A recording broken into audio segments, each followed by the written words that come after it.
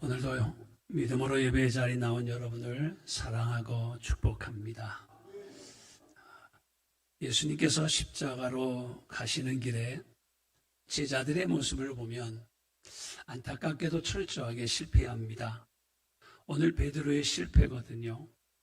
마도 베드로의 실패가 눈에 띄는 것은 그가 굉장히 혹이 넘치고 장담을 많이 했기 때문도 아닐까요?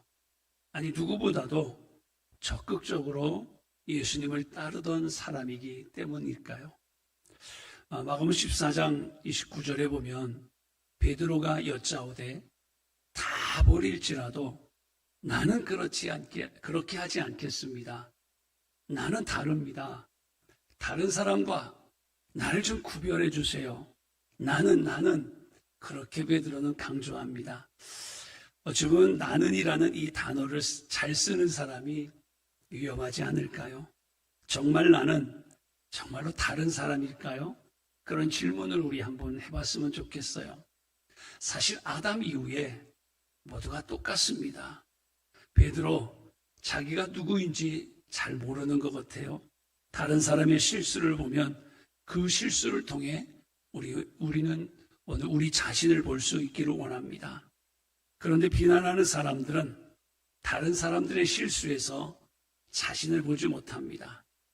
건강한 사람들은요, 다른 사람의 실수를 보면서 자기를 객관적으로 보기도 합니다. 그런데 베드로는 지금 자신을 제대로 보지 못하고 있습니다. 예수님은 베드로를 너무나 잘 알고 계셨어요. 30절, 31절에 보니까 내가 진실로 내게 이르노니 오늘 이 밤 닭이 2번 울기 전에 내가 나를 3번 부인하리라. 베드로가 힘있게 말합니다. 내가 주님과 죽을지언정 주님을 부인하지 않겠습니다. 그렇죠? 그리고 제자들도 이와 같이 말했다라고 합니다.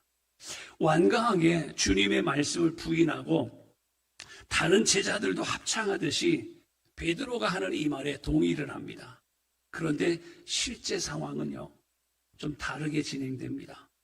베드로가 대제사장의 뜰에서 종들과 함께 불 쬐고 있을 때 제사장의 집에서 일하는 여종이 베드로를 보며 이야기했습니다. 당신도 예수와 함께 있었잖아. 당신도 저 예수와 함께 있었던 사람 아니야? 올 것이 왔어요. 이때 베드로는 분명히 자기의 정체성을 드러내야 됩니다. 오늘 베드로가 있는 이 대제사장 뜰에 오늘 베드로만 있는 게 아니라 저와 여러분도 있습니다. 예수와 함께 있는 사람이야. 예수와 함께 생활하던 그자야. 이렇게 얘기합니다. 베드로는 자기 형체를 분명히 드러내야 됩니다. 오늘 여러분, 우리도 우리의 정체를 드러내야 됩니다. 이 처음의 대답이 정말로 중요합니다. 왜요?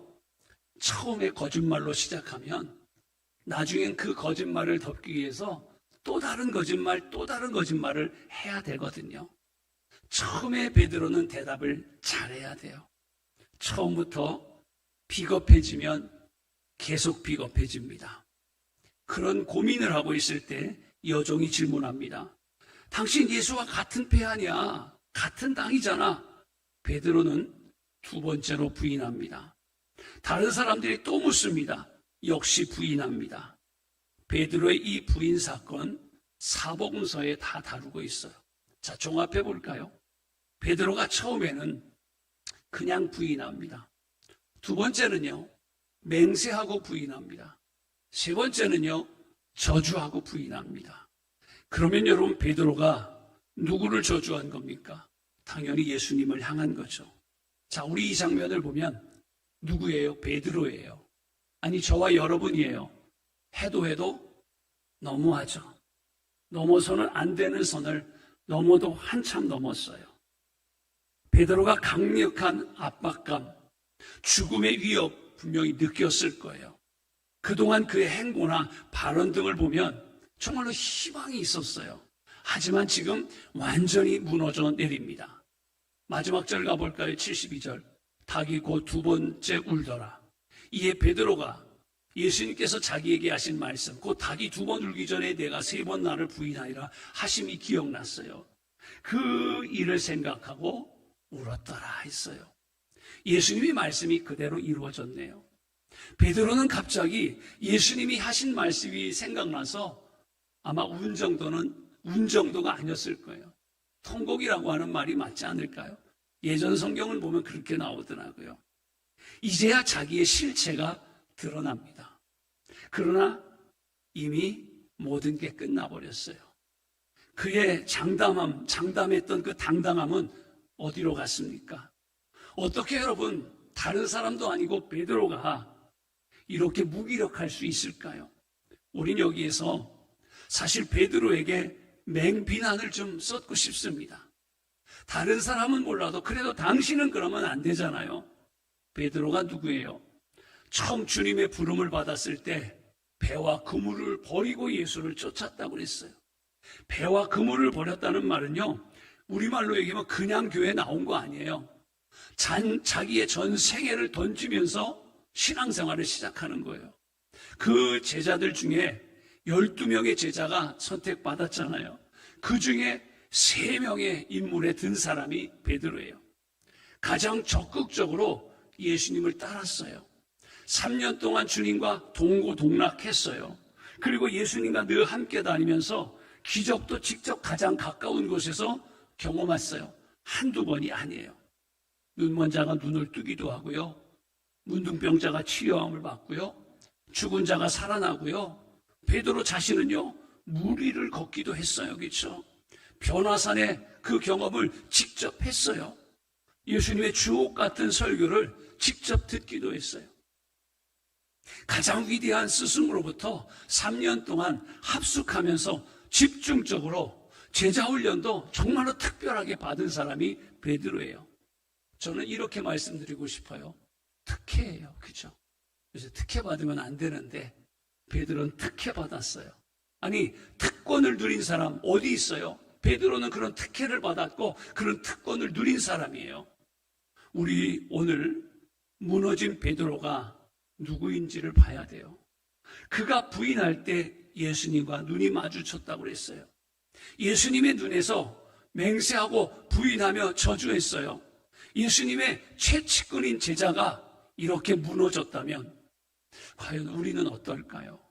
이쯤 되면 베드로의 실패를 보며 우리에게도 절망감이 밀려오는 건 사실일 겁니다. 마가복음을 보면요, 마가복음서를 기록하면서 마가는 우리에게 뭔가를 이야기하고 싶어요. 뭔가를 이야기할까요? 오늘 베드로의 실패예요. 근데 이런 성경의 인물을 보면 베드로만 실패하지 않았어요. 의인이라고 하는 노아도 실패했고요. 믿음의 조상이라고 하는 아브라함도 실수투성이었고요. 모세도 사람을 때려 죽이는 사람이었어요. 다윗도요, 좀 치졸하기 짝이 없어요. 엘리야도 그렇고요. 나는 다르다, 나는 믿어도 된다 라고 할 사람이 아무도 없을 것 같아요. 우리는 우리 자신을 의심할 수 있어야 될 것 같습니다. 우리가 얼마나 정말로 믿을 수 없는 존재인가를 우리 인정해야 될 것 같아요. 오늘 베드로의 실패를 보면 사실 절망감이 찾아옵니다. 그것은 베드로에 대한 낙심이 아니에요. 베드로를 통해 비춰진 우리의 자신의 모습을 볼 수 있기 때문 아닐까요? 베드로의 실패는 신앙의 길을 걸어가고 있는 우리들에게 동일하게 일어날 수 있는 일 아닐까요? 예를 들면 운동 경기장에서 운동을 하는데 저와 여러분이 운동 경기장에 선수로 나갔어요. 근데 제 옆에 있는 분이 보니까 보통 잘하는 사람이에요. 아주 선수예요. 근데 그 선수가 실수를 합니다. 그럼 여러분, 우리 마음은 어떨 것 같아요? 나는 운동을 제대로 못하는데 이 사람은 전문가인데도 실수한다. 그러면요, 자신감이 뚝 떨어질 거예요.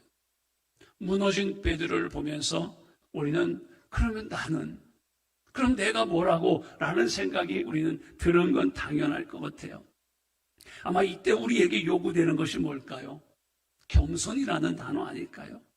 그렇죠? 우리가 신앙생활하면서 살아가면서 쓸데없는 자신감은 금물 아닐까요? 고린도전서 10장 12절에도 그런 말씀을 주시고 있어요. 그런즉 너희가 선줄로 생각한다면 넘어지는 거 조심해야 되지 않느냐. 여기서 여러분 선줄로 생각하는 자가 누굽니까? 어느 정도 어찌 보면 내가 이 정도 신앙생활했어, 내 영적으로 난 이 정도 경지에 이르렀어 생각하는 사람들 아닐까요? 어떤 경지에 이르렀다고 해서 자신을 계속 살피지 않으면 어느 순간 넘어질 수도 있어요. 어느 순간 그 신앙이 바닥을 칠 수도 있습니다. 우리가 살아가면서 겸손한다는 게 참 쉽지 않은 것 같아요. 노골적으로 교만한 사람은 물론 없습니다. 그렇죠? 되게 겸손하려고 행동을 합니다. 그러나 겉으로 드러난 겸손은 접대용 겸손 아닐까요? 그렇죠? 예. 처세용 겸손. 내가 낮아지고 싶어서 낮아지는 사람 사실 그렇게 많지 않아요. 실패를 통해서 어쩔 수 없이 낮아지는 거 솔직히 아닐까요? 그래서 실패는 유익이에요. 나 스스로는 겸손할 수 없기에 실패를 통해서 낮아지게 하고 자기 자신을 더 신뢰하지 않도록 하나님이 만들어 가신다는 사실이에요. 그래서 우리는 이렇게 고백하잖아요. 실패가 은혜다. 실패 때문에 은혜를 경험합니다. 하나님이 언제 우리를 부르실까요? 약할 때라고 그랬어요. 그렇죠? 미련한 우리를 불러서 세상을 복음화시킨다고 그랬어요. 세상은요, 강한 사람을 씁니다. 그런데 하나님 나라는 다릅니다. 강하면 하나님이 쓰실 때 불편합니다. 자신의 결함, 자신의 연약함을 드러난 때 비로소 인간은 하나님을 의지하게 되잖아요. 중요한 것은 물론 누구를 의지하느냐에 달려 있습니다. 두 사람을 소개해 볼게요. 베드로가 있고 가룟 유다가 있습니다. 자, 무엇이 달랐을까요? 외관상의 차이는 없습니다. 두 사람의 죄의 경중을 따지기도 어렵습니다. 다 배신했으니까요. 그렇다면 결정적인 차이는 뭡니까? 가룟 유다와 베드로 모두 실패를 통해 절망합니다. 그런데 자세히 보면 절망의 성격이 다릅니다. 가룟 유다는 하나님을 향해 절망했어요. 하나님의 은혜를 기대하지도 않습니다. 하나님을 기대하지 않으면 끝입니다. 그래서 유다의 결론은 끝이에요.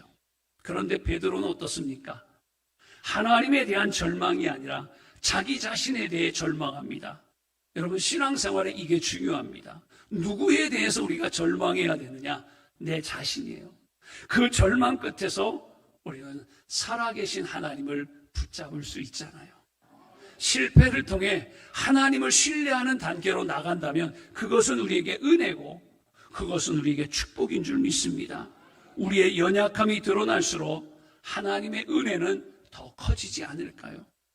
바울은 그래서 자기의 약함을 자랑합니다.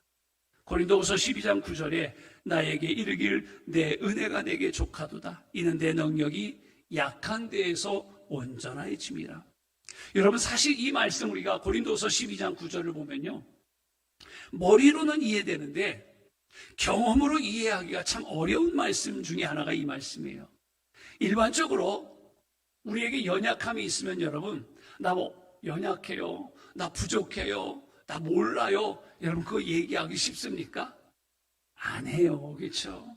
자신의 연약함은 대개가 숨기거든요.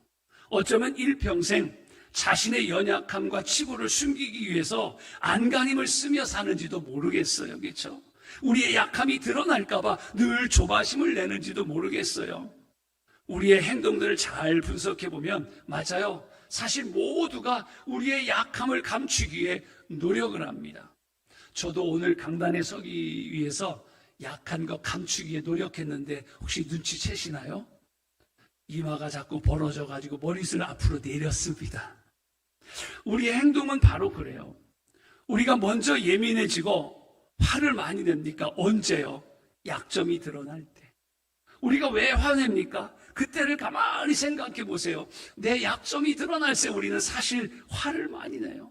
화를 낸다는 것은 일종의 자기 방어 아닐까요? 바울은 그렇게 고백합니다. 우리는 쉽게 깨어지는 질그릇이라고요. 하나님은 우리를 약하게 하셔서 하나님을 의지하게 만드시는 줄 믿습니다. 바울은 그 신비를 깨달았어요. 그래서 약한 데에서 온전해짐이라 바울은 이 고백을 하는 거예요. 사실 여러분, 십자가의 비밀도 똑같지 않을까요?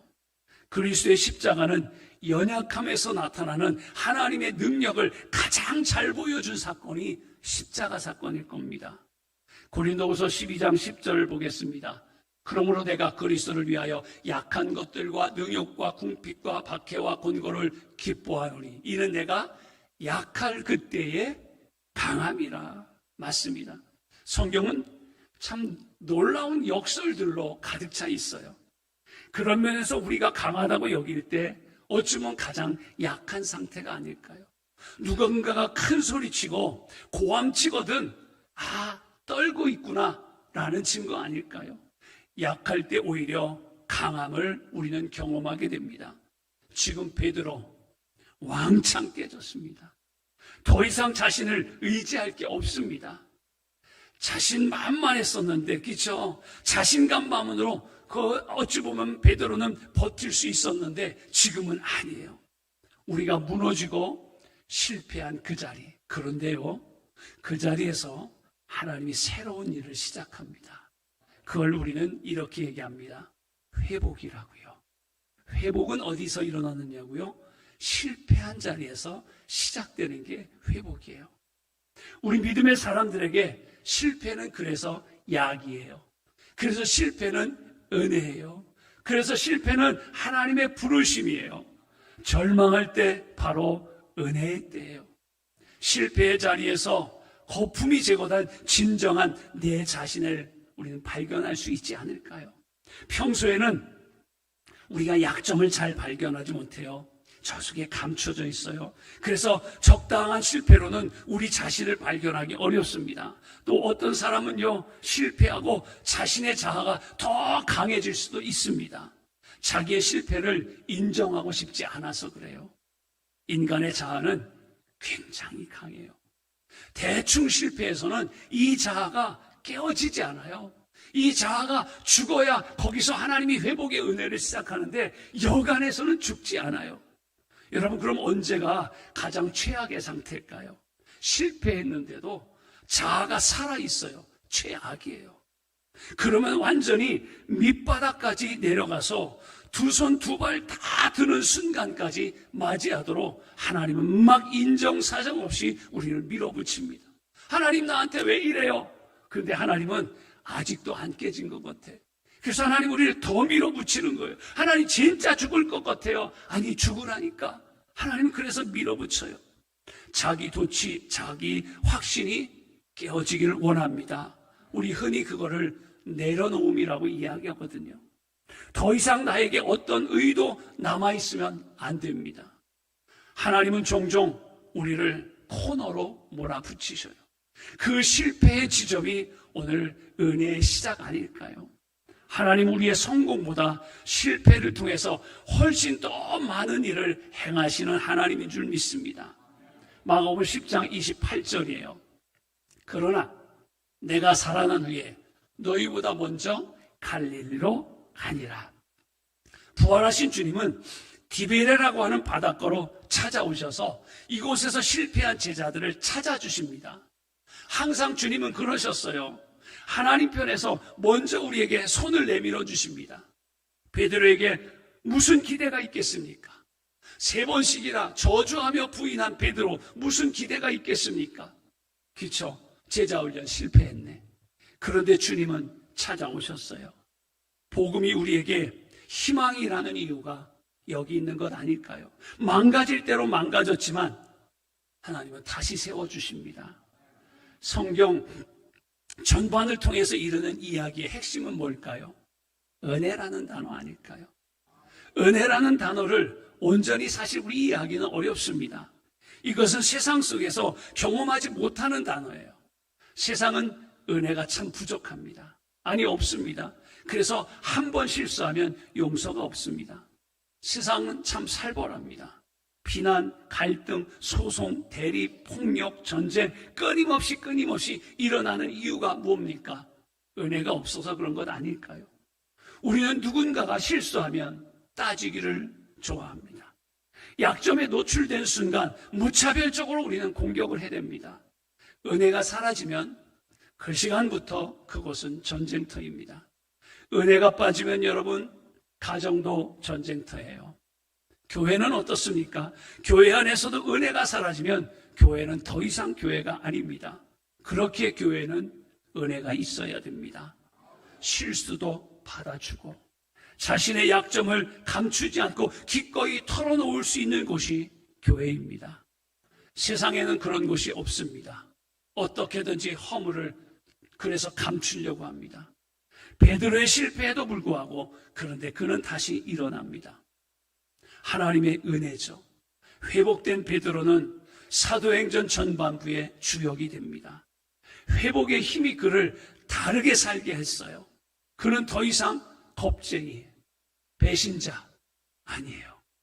예수를 위해 투옥당하기도 하는 흔들림 없는 진짜 반석이 되었어요.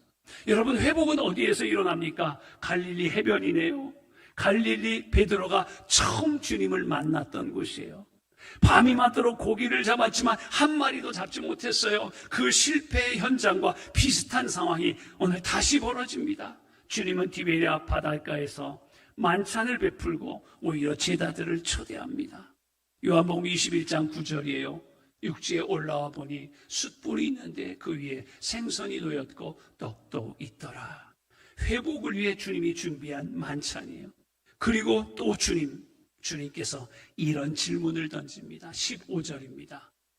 그들이 조반 먹은 후에 예수께서 시몬 베드로에게 이르되 요한의 아들 시몬아, 내가 이 사람들보다 나를 더 사랑하느냐?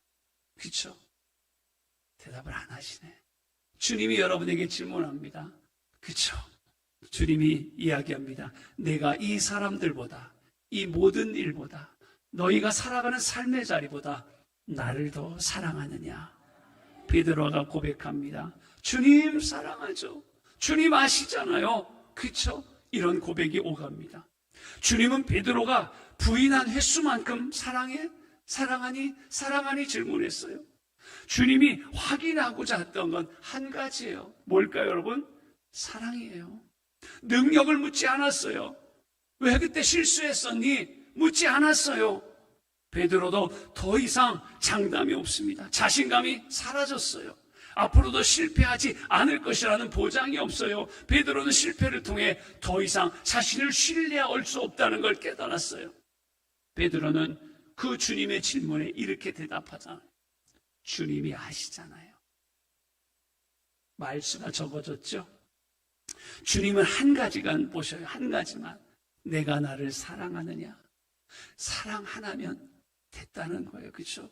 우리가 사랑하는 일에 실패하지 않아야 되는 줄 믿습니다. 여러분, 신앙의 핵심이 뭘까요? 우리가 주님을 위해 헌신하면 얼마나 헌신할까요? 충성하면 또 얼마나 대단한 충성을 하겠습니까? 가만히 보면 우리가 주님을 위해 하는 일보다 주님의 마음을 아프게 한 적이 훨씬 많지 않을까요?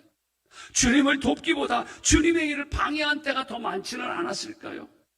우리는 사실 거기서 거기에요. 죄송한 피열입니다. 우리가 할 수 있는 일도 별도 없어요. 우리가 붙들 것은 오직 주님을 사랑하는 마음 아닐까요? 이 사랑이 그래서 식으면 안 된다는 거예요. 요한계시록에 나오는 에베소 교회의 실패가 뭡니까? 첫사랑을 잃어버렸어요. 그렇죠? 사랑이 식으면 끝이에요. 사랑이 빠지면 모든 것에 의미가 없어요. 그런데 이 사랑에서 중요한 것이 뭡니까? 주님이 말씀하신 사랑, 그렇죠? 세상적인 것과 구별돼요. 주고받는 사랑, 조건적인 사랑이에요. 베드로는 그동안 자기 사랑에 빠져 있었어요. 베드로는 자기 혼자 살려고 예수님을 부인하고 저주까지 했어요. 그런데 하나님의 사랑은 다릅니다. 우리 병든 자기애에서, 자신만을 아끼는 마음에서 빠져나와야 되지 않을까요? 나만 생각하고 나에게만 몰두하면 시험에 들 수밖에 없습니다. 자기 애착에서 벗어나야 주님을 위해 살 수가 있어요. 주님은 우리에게 어떤 사랑을 보여주셨습니까? 우리를 위해 당신의 전부를 내어주셨어요. 무슨 사랑이라고 해요? 아가페의 사랑. 아무 조건이 없어요. 주님은 내가 나를 사랑하느냐? 3번 질문하신 후에 내 양을 먹이라, 내 양을 치라. 맞아요. 주님을 사랑한다면 주님이 맡기신, 주님이 사랑하는 그 양을 돌보라는 거예요. 진정한 회복은 사명 감당하는 자리가 되어야 된다는 겁니다. 오늘 우리는 베드로를 통해 우리 신앙을 다시 한번 점검해 보게 됩니다. 베드로의 신앙, 아니 베드로의 생애를 보면 참 굴곡 많습니다. 어떤 때는 주는 그리스도시요 살아계신 하나님의 아들입니다. 놀랄 만한 고백을 했어요. 그런데 또 바닥을 치고 예수님께서 사탄아 물러가라는 책망을 받기도 합니다. 물 위로 걸을 때는 얼마나 여러분 대단했습니까? 그런데 곧바로 물속으로 빠져들기도 합니다. 우리의 모습도 마찬가지 아닐까요? 굴곡이 얼마나 많습니까? 하루에도 죄송해요. 표현을 그렇게 할까요? 천국과 지옥을 오갑니다. 한때는 예수님의 제자였다가 어떤 날은 마귀 사춘이 됩니다. 신앙생활을 하면서도 별거 아닌 것에 시험 들고 넘어집니다. 우리 교회는 안 그러는데요. 다른 데는 그런디야. 쳐다봤다고 삐친디야. 이뻐서 본겨. 그죠? 끊임없이 싸우고 무너지고 깨어지고 갈등하고 회개하고 돌이킵니다. 20년 30년 예수를 믿었는데 유치찬란한 행동이 그 속에서 나옵니다.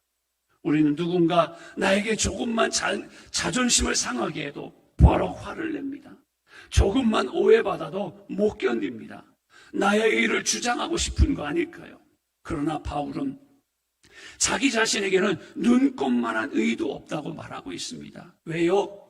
그래서 여러분 십자가가 필요한 거 아닐까요? 우리로서는 구원 얻을 길이 없어요. 날마다 실수와 연약함을 인정하고 십자가 앞에 우리 솔직하게 나갈 수 있길 원합니다. 다시 시작하게 하는 은혜는 우리 편이 아닌 하나님으로부터 부어줍니다. 결론을 내립니다. 베드로가 가룟 유다와 다른 점이 무엇입니까? 그는 부인하고 난 후에 크게 통곡했어요. 크게 넘어졌지만 결국 이렇게 표현을 하고 싶어요. 주님 앞으로 넘어졌어요. 넘어져도요, 그저 뒤로 넘어지면 큰일 나요. 주님 앞으로 넘어집시다. 실패해도 세상으로 넘어지지 않고 주님 앞에 넘어져야 돼요. 절망 끝에서 목숨을 끊어버리는 사람이 있는가 하면요, 절망 끝에서 주님을 더 강력하게 붙잡고 구원을 의지하는 그런 사람도 있잖아요. 우리는 실패의 자리에서 끝나지 않습니다. 실패의 자리는 다시 시작하라는 회복의 자리가 아닐까요? 하나님 우리를 망하도록 내버려 두지 않고 그대로 내버려 두신다면 우리 중 누가 끝까지 이 믿음의 길을 완주할 수 있겠습니까? 우리의 연약함을 그대로 두셨다면 베드로도 벌써 끝났을 거예요. 그러므로 구원에 있어서 하나님은 언제나 주도적이시고 적극적이십니다. 부활의 주님은 오늘도 우리에게 다가오셔서 손 내미십니다. 내가 나를 사랑하느냐? 앞으로도 실수하고 넘어지고 깨어져도 우리 회개하고 돌아설 수 있기를 원합니다. 그러므로 우리는 우리를 믿지 않고 주님을 의지하고 주님을 붙잡길 원합니다. 넘어질 때마다 쓸데없는 우리 자존심 버리고 주님 앞에 엎드러질 수 있기를 주의 이름으로 간절히 축원합니다. 오늘 남북 평화통일 공동 기도주일로 우리 감리교가 지킵니다. 우리 은혜 안에 있어야 됩니다. 그동안의 은혜로 살아왔잖아요. 그렇죠? 그렇죠? 하나님의 은혜로 대한민국 만세하잖아요. 자존심으로 살지 말고 오늘 결론입니다. 우리 주님의 은혜로 살아갑시다. 날마다 십자가 붙들고 살아갑시다. 그 은혜가 우리 인생의 끝이 부끄러움이 아닌 승리의 자리로 높이 높이 세워주실 줄 믿습니다. 자존심으로 살지 말고 주님 은혜로 사는 모두가 되기를 주의 이름으로 간절히 축원합니다.